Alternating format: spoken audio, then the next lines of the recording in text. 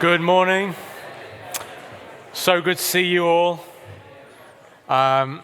We launched last week our new vision series called Blueprint. Today we're in part 2. And essentially we're going back to God's original design for church. So we're just going to read our central text again. It's from the book of Acts, chapter 2, starting at verse 42. Just going to read that and then we'll get into it. It says, "They devoted themselves to the apostles' teaching and to fellowship, to breaking of bread, and to prayer. Everyone was filled with awe at the many wonders and signs performed by the apostles. All the believers were together and had everything in common. They sold property and possessions to give to anyone who had need. Every day they continued to meet together in the temple courts. They broke bread in their homes and ate together with glad and sincere hearts, praising God, enjoying the favor of all the people. And the Lord added to their number daily those who were being saved." And last week I kicked off on looking at prayer, and really this is part 2 to prayer. And today I'm going to be talking about fasting. I asked my 6-year-old daughter Elsie, what are you fasting for Jesus over these next 40 days? And she's so smart, she said vegetables. And then she said alcohol. I'm joking about the vegetables bit. That's a joke, don't call social services. I actually told her on her behalf, I said, I've actually had a conversation with God, and I told him that you're giving up chocolate and sweets. And she just looked at me for about 5 seconds and just went, "You big mouth." And she actually thought I'd snitched on her to God, and now it's a done deal. And now she actually has to go without chocolate for 40 days. So the essence of last week, the goal of prayer is God. God himself. We want his presence. We want him to speak. We want him to move among us. At the end of the day, it's about hunger and desire after him. This year, do we really want God? Is the invitation of prayer. And we had a tremendous prayer night on Monday. It's a beautiful sense of God's presence. About 60 of us gathered, and those 2 hours just went like that. And at one moment, I found myself, I just looked at my Bible, and there were drops of tears on my Bible. I was so caught up in God's presence, I was unaware I was actually even weeping. It wasn't until I saw the signs of those tears on my Bible, and there's been times this week just where that's happened. I'm a pretty emotional guy. I get caught up in films. My wife always tells me, "Do you know, John, it's not real." And I think she needs to work on her empathy a little bit and an emotional intelligence, but there we go, that's another session. And yet there's something about when God's presence comes, it bypasses emotion. It's just, you don't even realize it's happening. You're so overwhelmed by God. And we're going to be looking at fasting today, because prayer and fasting are two sides of the same coin. Actually, I think much of the church has divided prayer from fasting. But actually, prayer is something you do to connect to God. Fasting is something you don't do to connect to God. Fasting is saying no to something so you can say yes to God.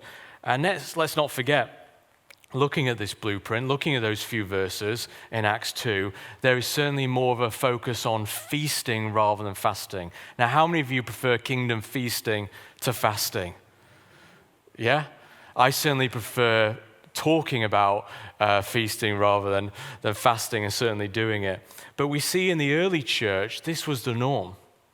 The early church did prayer with fasting. You see just one of the many moments in Acts 13:3. It says, "So after they had fasted and prayed, they placed their hands on them and sent them off." Again, two sides of the same coin. Jesus said in the Gospels, when you fast, not if you fast. In other words, to Jesus, it was just expected that his followers, his disciples, would fast and pray. In fact, what characterized the early church was this sense of patience, this patience which set themselves up in a different way to the culture around them. And that slow fermenting process, if you like, eventually saw many communities surrender their lives to Christ because they saw in those Christians in the early days a patience that was wrought by prayer and fasting, so much so that in the early church and in early church history, there would always be 2 days of the week, 2 days out of the 7 would be committed to fasting. And that was the rhythm. And I believe we need to begin again at the beginning. And if we want to be committed to this original blueprint, then we need to see fasting as part and parcel of what does it mean to be a follower of Christ. And one of my main key points from last week in terms of prayer is that the key to this blueprint for church is devotion. The first 3 words of our foundational text is they devoted themselves. All this comes out from a place of internal devotion, but we cannot be devoted to too many things. And what fasting does, the gift of fasting, is that it simplifies your life and it declutters your life so that you can remove many of those distractions and begin to be devoted to the few things that actually matter. And I think that's so important in our culture today, because the reality is there is a myriad of competing stories vying for our attention. There is a wall of noise wherever we go. We are experiencing exhaustion. In fact, I would say many of us, the reality is we're weary. We're exhausted in life. We're experiencing mental, physical, emotional exhaustion, social exhaustion, vocational exhaustion, compassion, including in the church, compassion and justice exhaustion, digital exhaustion is a huge one, cultural exhaustion, spiritual exhaustion. All that was exhausting to say. We are facing a whole load of exhaustion in our world. And this pressure certainly can weigh our hearts down. It can actually paralyze us, leads to a spiritual malaise and an apathy. And that apathy leads to an atrophy spiritually where we begin to be lukewarm, tepid if you like. The opposite of love is not hate, it's indifference. In fact, in many things, just to get a reaction, sometimes if it's wrong, in anger, at least shows you care. The worst kind of antithesis to any kind of love or compassion or care is, I just don't care. Indifference. And I think the church in the West is facing a threat of apathy. And it's the worst kind of Christianity where you're just sat on the fence. It's as though if the enemy can't threaten your soul, then what he'll do is he'll bring you to a level of containment where you're just stuck where you are. Let's just keep you safe. Risk-free, adventure-free, faith-free, just where you are. The reality is our culture right now, with the weariness, with the exhaustion, with the noise, with the competing scripts, is bringing us to this place. And Jesus says in Luke 21, be careful of your hearts, because they'll be weighed down with carousing, drunkenness, and the anxieties of life. The word used in Greek to describe this weighing down is this idea of being sleepy. It's what Jesus rebuked the disciples about in Gethsemane, that when they went to sleep.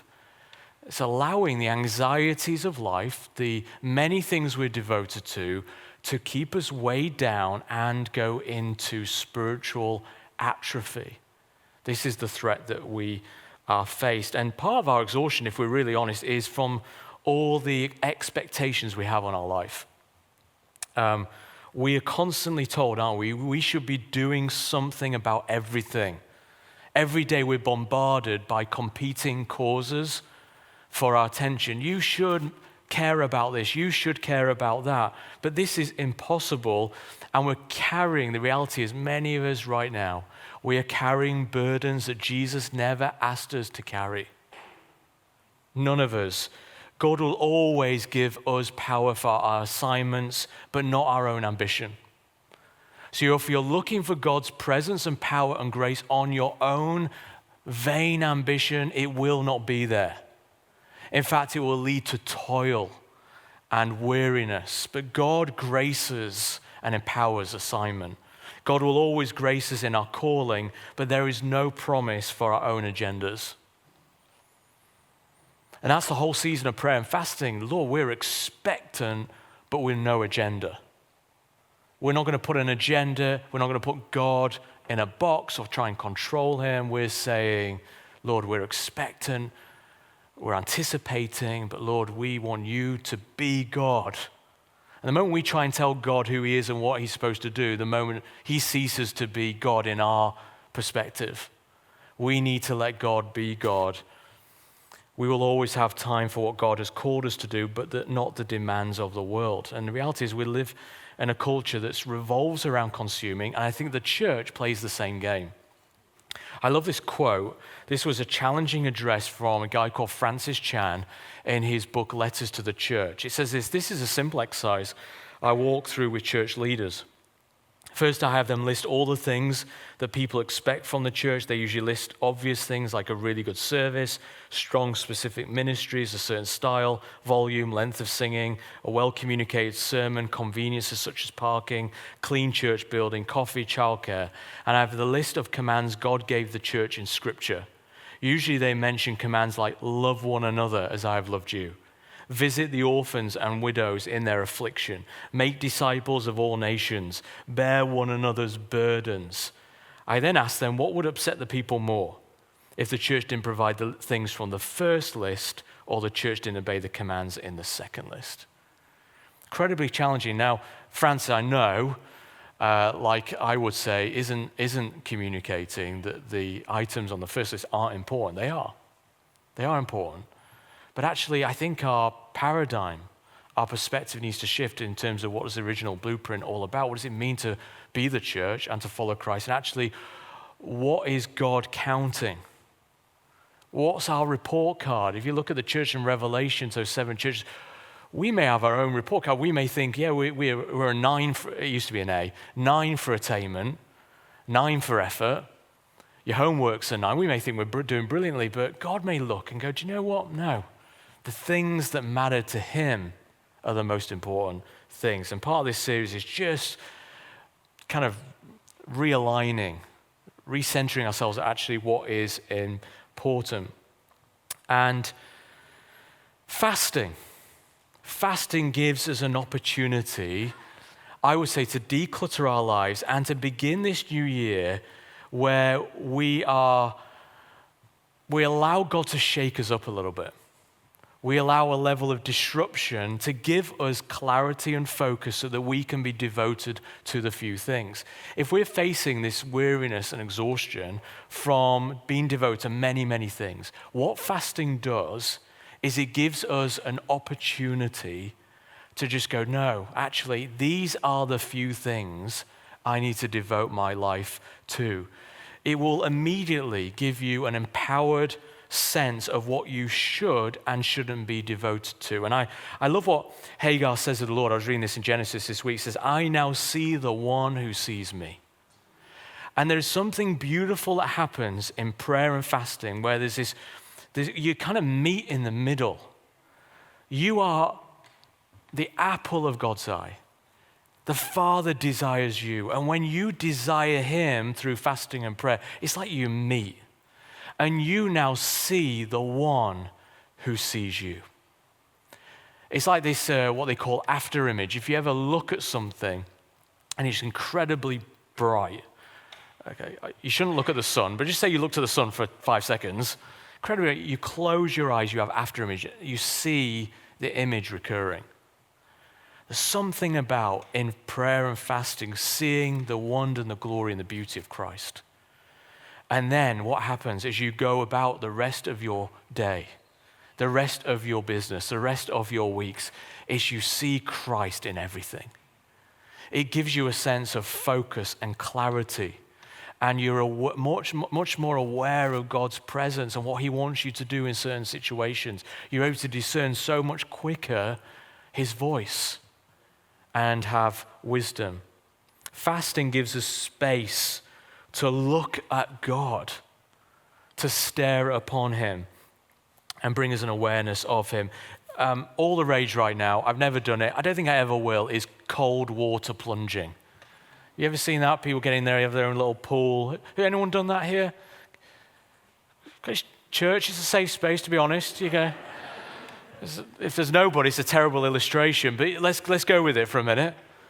You have these, you have the hot tub equivalent, but it's a cold tub with freezing cold water and ice, and it plunges yourself in. Do you know, when we fast, it's kind of like that. It wakes you up. You're awakened to those spiritual senses, as it were.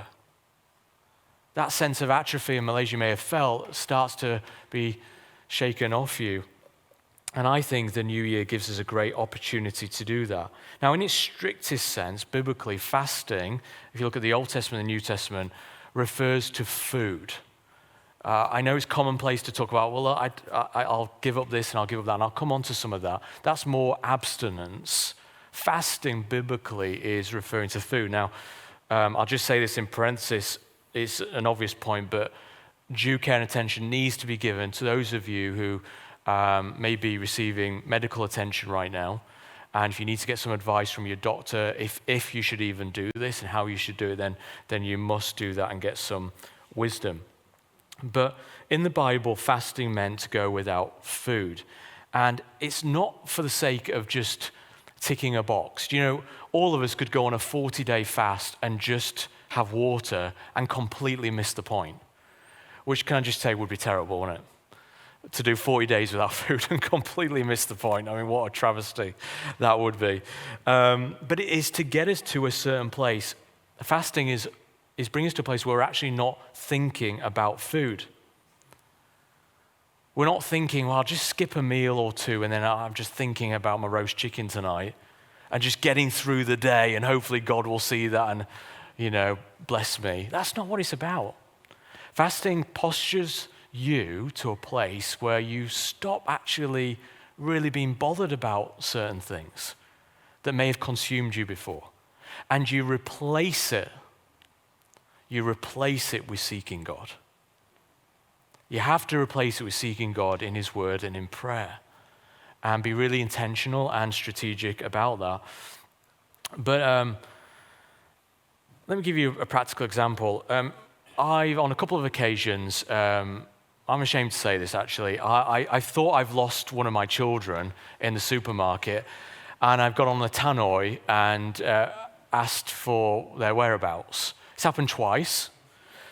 And the one time actually Joni was with one of my kids, so I'd lost Joni as well, and they were in the shop the whole time. And I was in Scarborough at the time. I actually went around the whole of Scarborough looking for them. They were in the shop that I'd left, and they'd just been in the shoe department of TK Maxx for 40 minutes. Anyway, that's just an embarrassing story. Now, let me tell you, when I thought I'd lost my wife and child, I was not thinking about my lunch. Imagine you thought you'd lost your child, but it's about 1 o'clock. You don't go, do you know, I've pressed the pause button on looking for my little one, and I'll just go and have a Big Mac. I'll come back to it a bit later. You wouldn't, would you? You'd be, I mean, you see these fires in LA right now. It's absolutely awful. They're not thinking about, oh, better get some food. They're caught up with something so much more serious. Their loved ones, their belongings, their homes are gone up in flames. You eventually get to a point where you start to be desperate, long for, focus on God rather than your meal. That's what happens. You get, it just doesn't really have the same grip on me. Now, look, I love my food. If I wasn't a pastor, I'd be a food critic. I love my food, okay? But it's about getting your mind, your emotions. It's saying to God, like, that is just not important to me anymore. And we replace that and focus on God. The fruit of this desperation leads us to hunger for God, not things, and that awakens us out of our apathy. That is the process that happens. And we're doing this, aren't we? Let me repeat this again. We are praying, we are fasting because we want God. At the beginning of the year, these 40 days are about us communicating with God on a corporate level and a personal level. God, without you, I cannot do anything. Lord, I am weak and you are strong. Lord, I humble myself, and I know in due time you will exalt me, because that is the reward of those who humble themselves. But Lord, I am terrified of doing another month, another day, never mind another year, another lifetime without you at the center of my life. I am terrified about leading this church, leading my family without you and your presence being the priority. You may think you can get away with your gift, your talent, your personality to get you to a certain point in life. But actually what fasting does, it says, no, there's a limit for all of us on that. There is a box lid on all of our lives with that. It will only get you so far. What we're asking is for the hand, the presence, the blessing, the favor of God on our lives. And as the psalmist says, God does reward those who fast and pray. There is a stunning reward. I found myself at times this week, I am an emotional guy, like I said. I found myself just weeping, and it bypasses emotion. There's no reason for it. There's no circumstance. You know, I get caught up in emotion in watching movies. My wife's always telling me, John, it's not real, these things. But when you're just so consumed with God, the reality of his presence, all these things just fade away. It's like, wow, Lord, you're so near. He is near to the brokenhearted, to those who are contrite at heart. He comes near. And yes, God is with us. God is omnipresent. But there's the manifest presence of God that we're longing for. And this is what we're seeking after.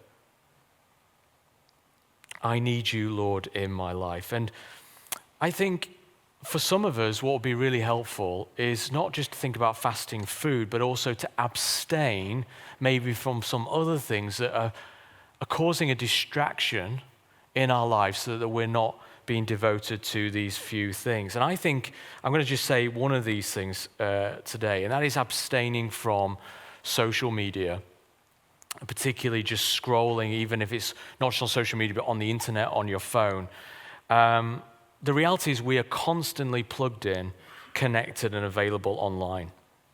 COVID, of course, accelerated all of these things. The average person now spends 5 hours a day on their smartphone. That is 2/3 of, say, maybe your sleep or a working day, an average working day. For some, it'll be less, for some, it'll be more. But that's a huge chunk of time just scrolling. But the effects of it are devastating. The reality is that nearly 60% are addicted now to smartphones. 50% of children are now on their phone and spend so much time on it. And this has led to social issues, psychological damage, sleep deprivation, difficulties forming real relationships. But I think one of the main things, and I could certainly say this for me, is that it brings a difficulty in focusing.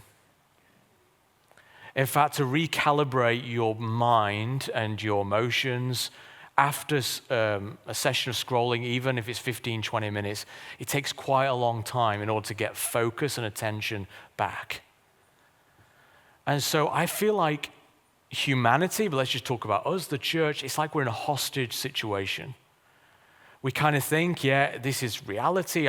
If you have kids, early on now in schools, it's all about technology and definitely education is key in these things, not like rejection of these things, redeem it.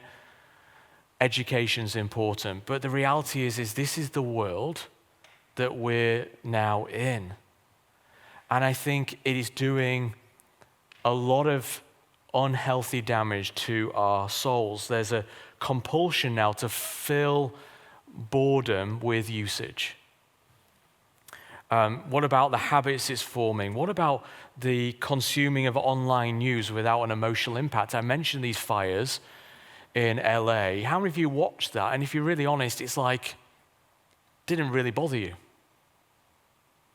If you're being really honest, you watch some news, you hear of people's plight, and you think, well, that's them, it's not really me. The reality is the psychological damage, it numbs you from the amount of news, bad news we just seem to consume. What about spending time with loved ones whilst on it?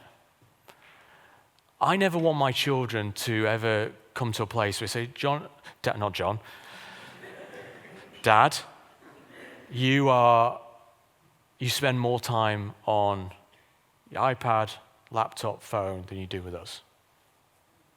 In fact, I took one of my kids out yesterday, and I just said, look, how can I do better? What do you need me to do more of? To love you better, to serve you better as your dad.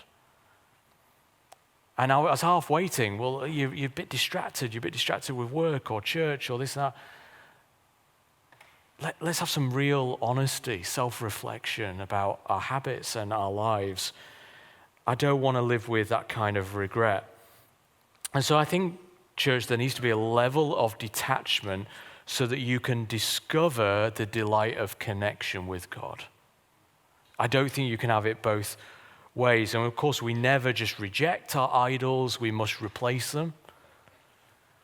So that means with praying, fasting, walking, spending time with God and creation, simplicity, silence, these kind of things. Let me get super practical about this, is why prayer and fasting is so important together. Imagine you wake up and you're praying and you say to God, look, today, Lord, at work, I really pray that you would soften people's hearts, that you would use me. I pray for a divine encounter, a divine moment, just to share the gospel, to pray with someone to open up to me. And then you get to your lunch hour, say if you have a lunch hour, and you're just on your phone. In that moment, you cease to be the answer to the prayer that you prayed that morning. What fasting does is it simply positions you and I in order to be the answer to the prayer that you prayed that day. It's basically making yourself available, making space, making room for God to use you to extend his kingdom. And that's why I think that there's a twin power in prayer and fasting. If you think about it, sin entered into our world through temptation. It was through food. If you read the account in Genesis. And so I think we've got to be really honest about where have we given a platform, we've given a position of power to things that appease our flesh, that is causing us to be devoted to other things other than God. And fasting gives us a tremendous opportunity to press the pause button, all of that, and say, Lord, no, I'm going after you. Here are 5 things to finish why we won't do this. First of all, we don't take responsibility. A lot of followers of Christ have forgotten the basic doctrine of original sin. And do you know what that is? It basically means this, is that we cannot blame other people or other situations for what is our responsibility. Some of you may be thinking, look, John, I actually generally don't have time to do this, and I've got enough going on with my life. You cannot blame other things or other people. You have to take responsibility. You have to have some leadership and make a good, wise choice to say, no, this is my strategy, this is my intention. The second thing is we'll put off till tomorrow what we can do today. Unless you implement this stuff with a strategy pretty soon after today, then you'll find yourself making excuses and you'll put it off and you'll say, well, when I have a bit of this time or that time or when these circumstances are different, then I will do this. That is always, always the way of the enemy to distract us. The third thing is this: you haven't found your why to's. And part of what I've done last week and this week is just to give you some why. Like, this is the reason. We're not about appeasing God. We're not about currying favor with him, earning brownie points by looking spiritual. None of that rubbish. This is like deep down, why do I do this? And it's for a better promise. There's a better prize. Yeah? That is why we're going for this. The fourth thing is we haven't enlisted help. Is that what we need to do is we need to speak to someone or a few others and just say, will you hold me accountable in this?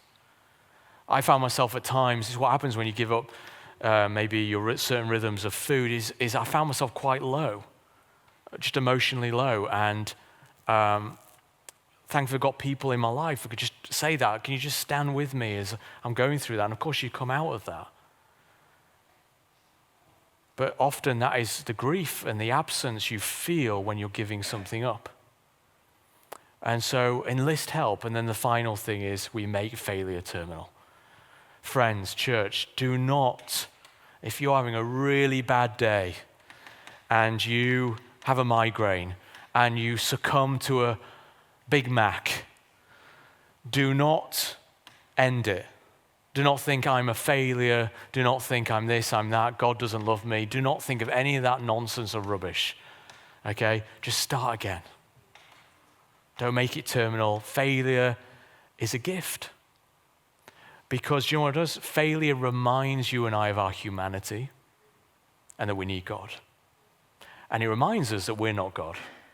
And that's why we need God. And so welcome your humanity. Welcome the fact that without him you could do nothing. Welcome failure, but fail forward. Don't give up, don't quit, but actually start again and say, Lord, okay, let's go again. And again, accountability, having people who do it with you really, really, really helps. So make a commitment together with family or with friends, with other people in church.